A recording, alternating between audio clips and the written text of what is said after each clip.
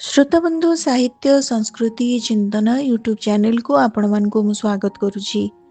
आज जड़े ओडिया तरफ ओडिया प्रेमी तरफ गोटे क्षुद्र गल्प मोर हस्तगत होइछि, जार शीर्षक हेउछि चंद्रभागा।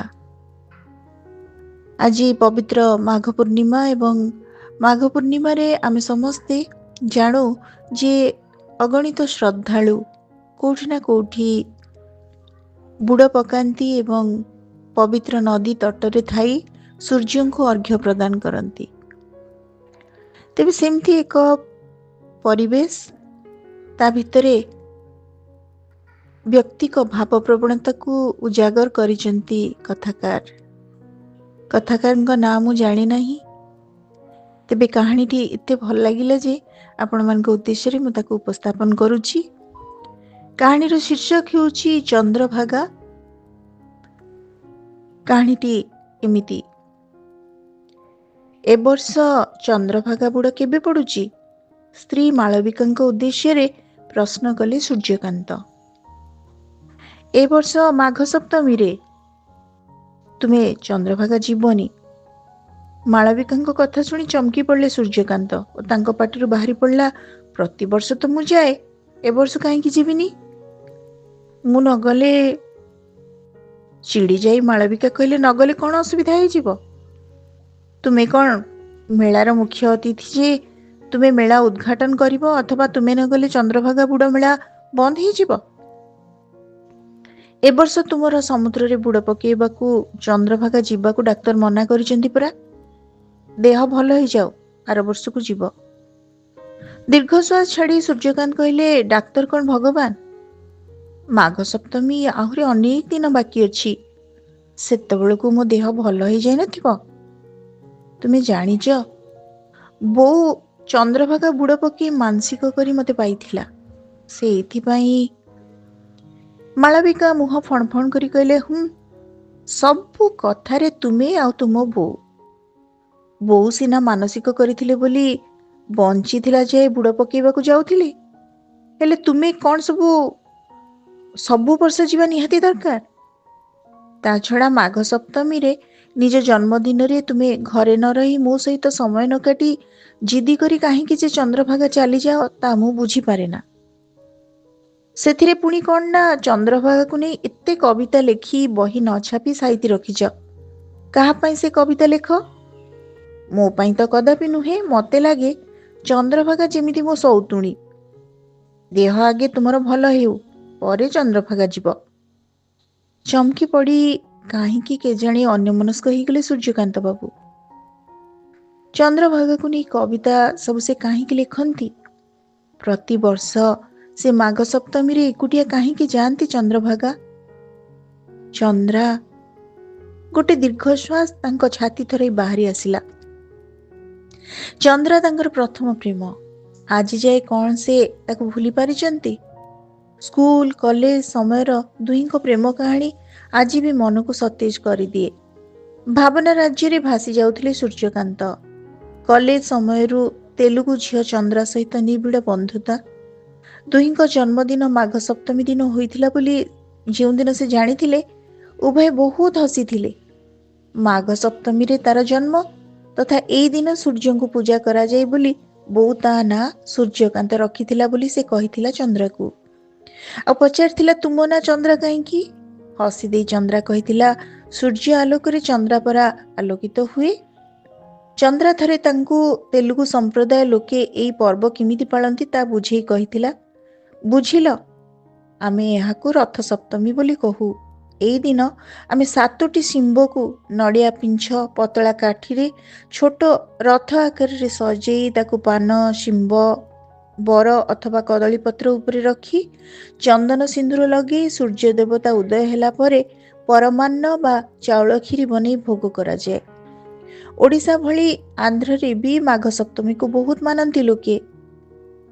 दुही दुही को बहुत भल पाउथिले। अनेक समय रे दुही चली जाउथिले कोणार्क और चंद्रभागा। बेलाभूमि रे थिबा गोटे बती घर को चाही चंद्रा धरे कहिथिला, जानिच ए चंद्रभागा हेउची प्रेमर प्रतीक। ସୂର୍ଯ୍ୟ ଭଲ କବିତା ଲେଖୁଥିଲା। କଲେଜ ପତ୍ରିକା ସହ ଅନ୍ୟ ପତ୍ର ପତ୍ରିକାରେ ତା କବିତା ପ୍ରକାଶ ପାଉଥିଲା ବୋଲି କଲେଜରେ ବହୁତ ଆଦର ଥିଲା ତାର। ସେଦିନ ଚନ୍ଦ୍ରା କହିଥିଲା, ମୋ ପାଇଁ ଗୋଟେ କବିତା ଲେଖିପାରିବ? ବଦଳରେ କ'ଣ ମିଳିବ? ଦୁଷ୍ଟାମି ହସ ହସି ପଚାରିଥିଲା ସୂର୍ଯ୍ୟ। ଯାହା ମାଗିବ, ତେବେ ଗୋଟିଏ ସର୍ତ୍ତ, ସେ କବିତା କେବଳ ମୋ ପାଇଁ, କେବେ କୌଣସି ପତ୍ରିକାରେ ଛପାଇବନି କିମ୍ବା କାହା ଆଗରେ ପଢ଼ିବନି। ଉତ୍ତର ଦେଇଥିଲା ଚନ୍ଦ୍ରା। ନିଜ ପ୍ରେମିକା ପାଇଁ କବିତା ଲେଖି ସାଇତି ରଖୁଥିଲା ସୂର୍ଯ୍ୟ। ଦୁହେଁ ପ୍ରତିଜ୍ଞା କରିଥିଲେ, ପ୍ରତିବର୍ଷ ମାଘ ସପ୍ତମୀରେ ଦୁହେଁ ଯେମିତି ହେଉ ଚନ୍ଦ୍ରଭାଗା ଆସିବେ। ଥରେ କୋଣାର୍କ ସମୁଦ୍ର ବାଲିରେ ତା କୋଳରେ ମୁଣ୍ଡ ରଖି ଚନ୍ଦ୍ରା କହିଥିଲା, ଆମ ଦୁହିଁଙ୍କ ପ୍ରେମ ଚନ୍ଦ୍ରଭାଗାରେ ଆରମ୍ଭ ହୋଇଥିଲା। ଦୁହେଁ ଯେବେ ବୁଢ଼ାବୁଢ଼ୀ ହୋଇଯିବା, ଏଇ ପାଖରେ ଆମେ ଗୋଟେ କୁଡ଼ିଆ କରି ରହିବା। ମୁଁ ମରିଗଲେ ମୋ ଚିତା ଭସ୍ମ ଚନ୍ଦ୍ରଭାଗାରେ ବିସର୍ଜନ କରିଦେବ। କଲେଜ ପରେ ବିଶ୍ୱବିଦ୍ୟାଳୟରେ ପଢ଼ା ଓ ତାପରେ ଚାକିରି ପାଇଁ କମ୍ପିଟିଟିଭ୍ ପରୀକ୍ଷା ପାଇଁ ବ୍ୟସ୍ତ ଥିଲେ ଦୁହେଁ। ପ୍ରଥମେ ଚାକିରି ମିଳିଥିଲା ସୂର୍ଯ୍ୟକୁ। ଚନ୍ଦ୍ରା ସହ ନିଜ ବାହାଘରର ସ୍ୱପ୍ନ ଦେଖୁଥିଲା ସୂର୍ଯ୍ୟ। ହେଲେ ଗୋଟିଏ ଘଟଣା ସବୁ କିଛି ଓଲଟପାଲଟ କରିଦେଇଥିଲା। ଚନ୍ଦ୍ରାକୁ ବିବାହ କରିବା ତାର ସ୍ୱପ୍ନ ଅଧାରେ ରହିଗଲା। ବିବାହ ନ କରିବାକୁ ଜିଦି ଧରିଥିଲା ସୂର୍ଯ୍ୟ। ହେଲେ ବାପା, ବୋଉ ତଥା ଶୁଭେଚ୍ଛୁଙ୍କ ଚାପରେ ଶେଷରେ ମୁଣ୍ଡ ନୋଇଥିଲା ଓ ମାଳବିକାକୁ ବିବାହ କରିଥିଲା ସୂର୍ଯ୍ୟ। ପ୍ରତିବର୍ଷ ମାଘ ସପ୍ତମୀରେ ଚନ୍ଦ୍ରଭାଗାକୁ ଯାଇ ବୁଡ଼ ପକାଇ ସମୁଦ୍ର କୂଳରେ ବସି ବତି ଘରକୁ ଚାହିଁ, ଶିମ୍ବରେ ତିଆରି କରିଥିବା ରଥକୁ ପାଣିରେ ଭସେଇ ନିଜେ ଲେଖିଥିବା କବିତା ପଢ଼େ ସୂର୍ଯ୍ୟ। ନିଜ ସବୁ ପ୍ରେମ ପ୍ରତିଜ୍ଞା ଆଜି ଯାଇ ପାଳି ଆସିଛି ସୂର୍ଯ୍ୟ। କେବଳ ଗୋଟିଏ ପ୍ରତିଜ୍ଞା ବାକି ଅଛି। ହେଲେ ଏଇ ବର୍ଷ ସେ ଚନ୍ଦ୍ରଭାଗା ଯାଇପାରିବ ନାହିଁ। ଛାତିରେ ତାର ଅସରନ୍ତି କୋହରେ ତା ଛାତି ରୁନ୍ଧି ଯାଉଥିଲା। ମାଳବିକା କହୁଛି କି ଆସନ୍ତା ବର୍ଷକୁ ସେ ଚନ୍ଦ୍ରଭାଗା ଯିବ। ହେଲେ ସତରେ କ'ଣ? ବିଛଣାରେ ପଡ଼ି ଦୀର୍ଘ ନିଶ୍ୱାସ ଛାଡ଼ି ଛାତକୁ ଚାହିଁଲା ସୂର୍ଯ୍ୟ। ଲିଭର କ୍ୟାନ୍ସରରେ ପୀଡ଼ିତ ସୂର୍ଯ୍ୟ ଜାଣେ ସେ ଅଳ୍ପ ଦିନର ଅତିଥି। ଏବେ ସମୟ ଆସିଛି ମାଳବିକାକୁ କିଛି ଗୋପନ କଥା ଓ ନିଜର ଶେଷ ଇଚ୍ଛା କହିବ।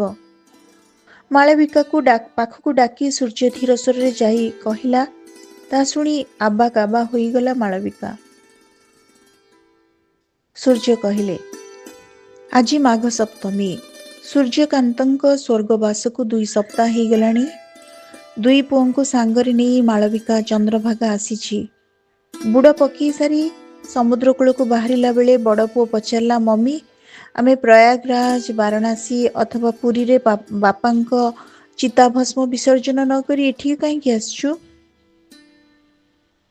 ମାଳବିକା କହିଲେ, ତୋ ବାପାଙ୍କ ଶେଷ ଇଚ୍ଛା ଥିଲା, ସେଇଥିପାଇଁ।